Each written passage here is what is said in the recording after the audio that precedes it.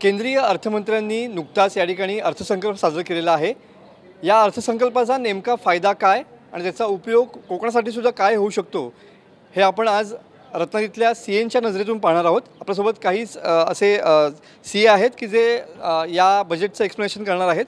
वरद काय सांगशील ज्या पद्धतीने हा अर्थसंकल्प सादर झालेला आहे ह्याचा सर्वसामान्य माणसाला नेमका काय फायदा होऊ शकेल, खास करून कोकणी माणसाला? सर्वसामान्य माणसाला महागाई विरुद्ध लढण्यासाठी या अर्थसंकल्पाने एक प्रकारचं बळ पुरवलेलं आहे असं म्हणता येईल। कारण वैयक्तिक टॅक्सेशन म्हणजे ज्याला आम्ही पर्सनल टॅक्सेशन म्हणतो ते 12 लाखापर्यंतचं उत्पन्न करमाफ झालेलं आहे। त्यामुळे साहजिकच लोकांच्या हाती आता शिल्लक राहणारे पैसे टॅक्स कमी झाल्यामुळे बचत त्यांची वाढणार आहे। साहजिकच त्यांची पर्चेसिंग पॉवर वाढेल आणि चांगल्या पद्धतीने ते महागाईचा सामना करू शकतील।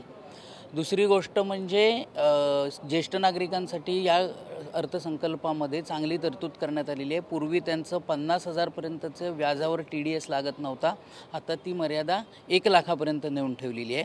आणि लहान ट्रस्टसाठी बोलायचं झालं तर त्यांची रिन्युअलची मुदत ही दर 5 वर्षांनी होती, पण आता ईज ऑफ डुईंग बिझनेस करण्याच्या हेतूने हे रिन्युअल दर 10 वर्षांनी केलेलं आहे। त्यामुळे कंप्लायन्स बर्डन ट्रस्टही मोठ्या प्रमाणात कमी होणार आहे।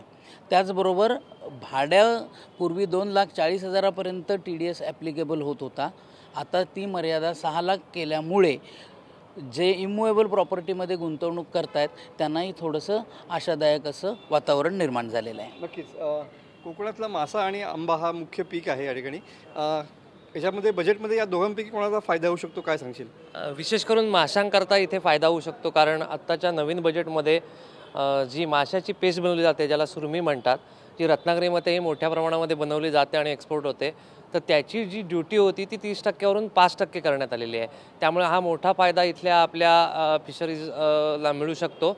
त्याचबरोबर PPP स्कीम म्हणजे पब्लिक प्रायव्हेट पार्टनरशिप अशी ज्या स्कीमखाली रुरल डेव्हलपमेंट असा विषय गव्हर्नमेंटने घेतलेला आहे, ज्यात स्टेटबरोबर कोलॅबरेशन करून इथल्या स्थानिक लोकांना रोजगार मिळावा आणि विशेष करून व्हेजिटेबल, फ्रूट्स आणि फिशरीज ह्या सगळ्यांकरताच त्यांनी केलेलं आहे की ज्यामुळे मायग्रेशन लोकांचं कमी होऊन इथेच अपॉर्च्युनिटी तयार केल्या जाव्यात, याकरता ह्या बजेटमध्ये तशी वेगळी व्यवस्था करण्यात आलेली आहे। नक्कीच सीएनच्या नजरेमधून हा बजेटचा फायदा कोकणासाठी कसा होईल हे बघण्याचा आपण या ठिकाणी प्रयत्न केला। आंबा आणि त्याचप्रमाणे टुरिझम या विषयावरती तरी सध्या या बजेटमध्ये काही दिसत नसतं, तरी पण माशावरती जी पेस्ट केली जाते त्याचा या ठिकाणी निर्यातीसाठी याचा नक्कीच फायदा होऊ शकेल। याची ड्युटी कमी केल्यामुळं याचे उद्योग या ठिकाणी मोठ्या प्रमाणात येऊ शकतात असंच मत या ठिकाणी या तज्ज्ञ सीएने व्यक्त केलेलं पाहायला मिळत आहे। कॅमेरामन समित गजनेसह मी मनोज लेले, TV9 मराठी, रत्नागिरी।